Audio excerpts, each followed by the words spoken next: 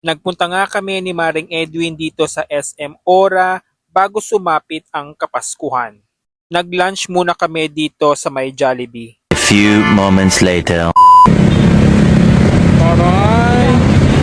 Merry Christmas!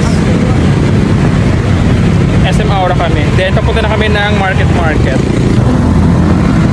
Auto check.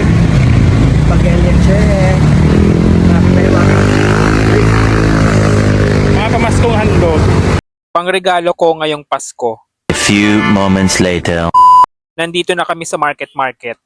Break time. Si Mare. Napagod ang person. Good and chocolate. A few moments later.